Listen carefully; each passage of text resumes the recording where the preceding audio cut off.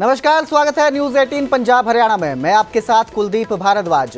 Haryana prime की शुरुआत करेंगे गुरुग्राम से, जहां कांग्रेस विधायक मामन खान को धमकी मिली है। गैंगस्टर ने मामन खान को जान से मारने की धमकी दी है, जिसके बाद पुलिस ने विधायक की सुरक्षा को बढ़ा दिया है।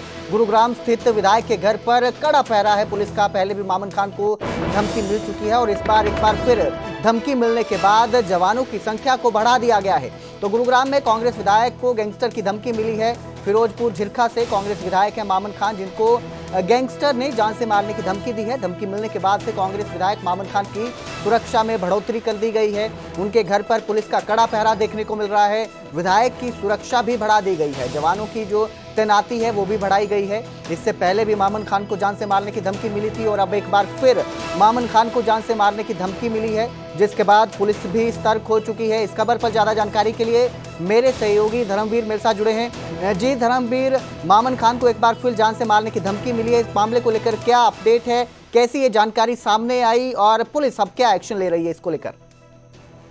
बिल्कुल, देखिए, गुरुग्राम रिपोर्ट्स मिले थे कि मामन खान के घर की जो है रेकी की गई है और उसी के बेहाफ पे गुरुग्राम पुलिस ने उसके बाद उनकी जो सुरक्षा है वो बढ़ाई गई है। और ये जो इनपुट्स गुरुग्राम पुलिस को मिले हैं कि एक गैंगस्टर जो है उसके निशाने पर मामन खान है, क्योंकि मामन खान जो है वो कांग्रेस के नेता हैं। और साथ ही पिछले दिनों अगर हम बात करें, करीब 2 साल पहले जो मेवात में जिस तरह से 2 समुदायों के बीच में झगड़े हुए थे, उसमें मामन खान का नाम सामने आया था। तो उसके बाद से लगातार मामन खान कई लोगों को निशाने पर रहे हैं और अब भी उस गैंगस्टर की तरफ से यही धमकी दी गई थी। उस जो पूरी घटना हुई थी उसको लेकर के धमकी दी गई थी। उसके बाद गुरुग्राम पुलिस ने उसकी सुरक्षा बढ़ाई है और सुरक्षा में करीब 16 गार्ड जो है वो लगाए गए हैं, जो उनके गुरुग्राम में जो मालवी टाउन में उनका जो घर है वहां पर तैनात किए गए हैं। उनको जो आवाजाही जो है विधायक की हो रही है, उस वक्त भी पुलिस की गाड़ी उनके साथ चल रही है। और हालांकि मामन खान अब तक मीडिया के सामने नहीं आए हैं, इस बात को लेकर कोई जानकारी नहीं दी है, लेकिन हमें जो अपने सूत्रों से जानकारी मिली है वो यही है कि गैंगस्टर्स की तरफ से धमकी दी गई और उसके बाद सुरक्षा जो है वो चाक चौबंद गुरुग्राम पुलिस की तरफ से की गई है। जी धर्मवीर, ये भी सामने आया है, क्या ये जानकारी पता चली है कि कौन से गैंगस्टर ने धमकी दी है, किसका नाम सामने आ रहा है? बिल्कुल, देखिए, जो हमें अपने सूत्रों से जानकारी मिली है वो यही है कि लॉरेंस बिश्नोई गैंग की तरफ से जो है वो धमकी एक तरह से मिल रही है और उसी के गुर्गे जो है लगातार मामन खान की रैकी पिछले दिनों उन्होंने की थी और ये इनपुट्स भी गुरुग्राम पुलिस को मिले थे। उसके बाद से ही ये सुरक्षा जो है चाक चौबंद की गई, ना सिर्फ गुरुग्राम में बल्कि फिरोजपुर झिरका में, जहाँ बादस गांव जो है, जो कि विधायक का पैतृक गांव है, वहां पर भी उनका घर है, वहां पर भी नूह पुलिस की तरफ से जो एक तरह से सुरक्षा है उसको चाक चौबंद किया गया है। तो दोनों जगहों पर ही, गुरुग्राम में उनके निवास पर भी और उनके पैतृक निवास जो बादस गांव है वहां पर, दोनों ही जगह सुरक्षा को चाक चौबंद किया गया है। जी, बहुत बहुत शुक्रिया इस तमाम जानकारी के लिए धर्मवीर। तो मामन खान कांग्रेस के विधायक हैं, लॉरेंस बिश्नोई का नाम सामने आ रहा है। सूत्रों के मुताबिक, जैसे हमारे संवाददाता ने बताया, कि लॉरेंस बिश्नोई गैंग ने धमकी दी है, जान से मारने की धमकी दी है कांग्रेस विधायक को और फिलहाल पुलिस ने उनकी सिक्योरिटी बढ़ा दी है। जो जवान तैनात किए गए हैं उनकी संख्या भी बढ़ाई गई है।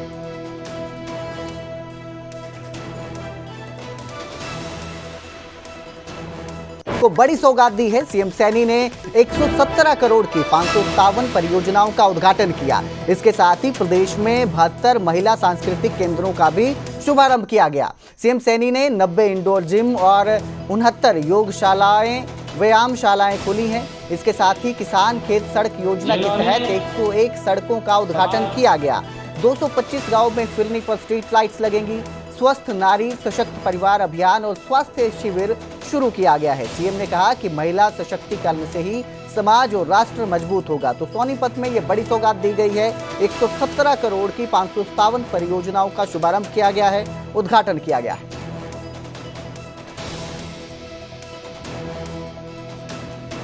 मित्रों, इनमें 72 महिला सांस्कृतिक केंद्र हैं। महिलाओं की ये मांग थी कि हमारे लिए भी महिला चौपाल बने और हमने ये निर्णय किया कि महिलाओं के लिए ये सांस्कृतिक केंद्र खोले जाएंगे, जिसमें 341 हमने पहले खोले थे। 72 महिला सांस्कृतिक केंद्र उसमें अब और जुड़ रहे हैं। इसके लिए आप सबको बधाई देता हूं। मित्रों, 90 इंडोर जिम वो भी आज उनके उद्घाटन हुए हैं और 69 योग एवं व्यायामशालाओं का भी आज उद्घाटन हुआ है। मुझे खुशी है कि मुख्यमंत्री किसान खेत सड़क योजना के तहत 101 सड़कों के एवं 225 गांव की फिरनी पर स्ट्रीट लाइट्स का भी आज उद्घाटन हुआ है। उसको भी आज हमने हरियाणा प्रदेश के लोगों को समर्पित किया है। चौधरी बीरेंद्र सिंह के बयान पर भूपेंद्र हुड्डा का पलटवार सामने आया है और उन्होंने कहा कि बीरेंद्र बड़ा भाई है, बुजुर्ग हो चुका है। भूपेंद्र हुड्डा ने कहा ये और कहा कि बीरेंद्र जो है वो रिटायर्ड हो चुके हैं, मैं ना रिटायर्ड हूं ना ही टायर्ड हूं। आपको बता दें कि बीरेंद्र चौधरी ने कहा था कि उम्र दराज हो चुके हैं हुड्डा जो है, उन्होंने अपना नाम भी लिया था इसमें, और शैलजा को, कुमारी शैलजा को कमान थमाने के नाम पर यह बयान सामने आया था। दरअसल जो बीरेंद्र चौधरी है उन्होंने कहा था कि भूपेंद्र हुड्डा और वो उम्र दराज हो चुके हैं और शैलजा को कमान थमाई जानी चाहिए। इस पर अब पलटवार किया है भूपेंद्र हुड्डा ने और कहा कि बीरेंद्र उनके बड़े भाई हैं, बुजुर्ग हो चुके हैं, वो रिटायर्ड हो चुके हैं, लेकिन मैं ना ही रिटायर्ड हुआ हूं ना ही टायर्ड हूं।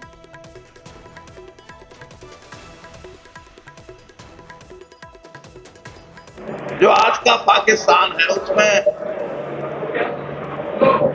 जो निकास हुआ वो कौन सा काम था भाई? 15-20 किलो वजन कम कर दे, बाकी सारा मामला।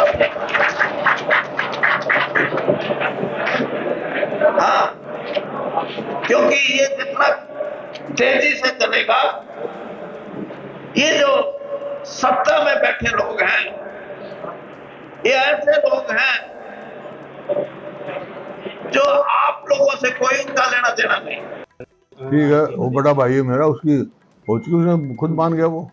बाकी मैं तो कह चुका I am neither retired not tired, कह चुका हूँ।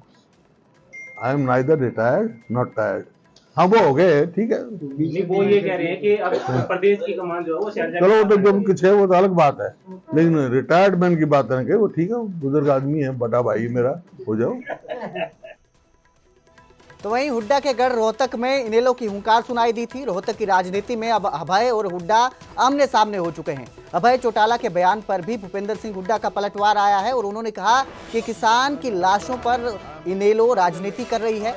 हुड्डा ने कहा कि किस मुंह से इनेलो जनता के पास जाएगी। इनेलो के समय में जेल से सरकार चलती थी। बीजेपी की बी टीम बताया इनेलो को। आपको बता दें, अभय चौटाला ने कहा था कि हुड्डा ने षड्यंत्र से बीजेपी की सरकार बनाई है। तीसरी बार भाजपा सरकार बनने पर हुड्डा की भूमिका अहम है। 25 सितंबर को देवीलाल जयंती पर सम्मान दिवस का न्योता देने रोहतक पहुंचे थे अभय चौटाला, तो इस दौरान उन्होंने ये आरोप लगाए थे। ये क्या ये बताएंगे कि इनके पीछे कौन है? क्या ये बताएंगे कि विधानसभा के इलेक्शन में किससे समझौता टिकट किया, कितनी टिकट किसके कहने से दी? क्या ये बताने आएंगे? बेचे के लिए अरे मिले हुए भाई बी, ये जो है इनेलो बी टीम है, ये प्रॉक्सी वार चलती है इनकी। कभी तो जेजेपी उसकी प्रॉक्सी बन जाती है, कभी इनेलो बन जाती है। ये तो दुनिया देखा, हरियाणा के लोग खूब समझते हैं। इसकी तो होगी चर्चा। अब हमारे मुद्दे देखो। फिलहाल वक्त है एक छोटे से ब्रेक का। ब्रेक के बाद भी खबरों का सिलसिला यूं ही जारी रहेगा।